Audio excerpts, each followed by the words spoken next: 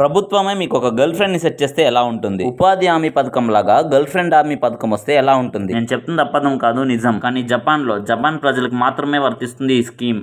ఎందుకంటే జపాన్లో పెళ్లి చేసుకోమంటే చావనైనా చేస్తాం కానీ పెళ్లి చేసుకోము. కొన్ని సంవత్సరాల నుండి చావడానికి కూడా సిద్ధంగా ఉన్నారు తప్ప పెళ్లి మాత్రం చేసుకోవడం లేదు. ఇప్పుడు జపాన్లో కుర్రాళ్ళు తప్ప ముసలోళ్ళు ఎక్కువైపోయినారు. ఇంకొన్ని రోజులు పోతే జపాన్ అనే దేశం ఉండేదంట, ఆ దేశంలో మనుషులు ఉండేవారంట, వాళ్ళు జపనీస్ మాట్లాడేవారంట అని పుస్తకాల్లో చదువుకోవాల్సి వస్తుంది. అందుకే జపాన్ ప్రభుత్వం టోక్యో ఫుటారి స్టోరీ అనే డేటింగ్ యాప్ ని, వెబ్సైట్ ని క్రియేట్ చేశారు. ఈ యాప్ ని క్రియేట్ చేసింది టోక్యో మెట్రోపాలిటన్ గవర్నమెంట్ వాళ్ళు. జపాన్ లో ఉన్న కుర్రాళ్ళు, ముసలాలు, పార్ట్నర్ చనిపోయి ఒంటరిగా ఉన్న వాళ్ళు ఎవరైనా సరే వాళ్ళందరూ ఈ వెబ్సైట్ లో రిజిస్టర్ చేసుకోవచ్చు. వాళ్ళందరికీ ఒక పార్ట్నర్ ని సెట్ చేస్తుంది జపాన్ ప్రభుత్వం. ఈ యాప్ వీళ్ళందరికీ పరిచయాలు చేస్తుంది. కావాలంటే డేటింగ్ చేసుకోండి, లేదా పెళ్లి చేసుకోండి, లేదా మీరు ఏదైనా చేసుకోండి. కాకపోతే జపాన్ కి పాపులేషన్ ని పెంచండి. ఎవరైనా భార్యాభర్తలు పిల్లలు కలాలని వీళ్ళకి చెప్తే చాలు, వీళ్ళు వాళ్ళు పనిచేసే ఆఫీస్ లో కావాల్సిన సెలవులు ఇప్పిస్తారు. శ్రీమంతం నుండి పిల్లల బారసాల వరకు అన్ని సెలవులు ప్రభుత్వమే చూసుకుంటుంది. అంతేకాదు వారంలో 4 రోజులు మాత్రమే పని, మిగతా 3 రోజులు మీ పార్ట్నర్స్ తో కలిసి అదే పనిలో ఉండాలి. జపాన్ కి పాపులేషన్ ని పెంచాలి అని ఒక రూల్ ని కూడా పెట్టింది జపాన్ ప్రభుత్వం. కొన్ని చోట్ల ప్రభుత్వమే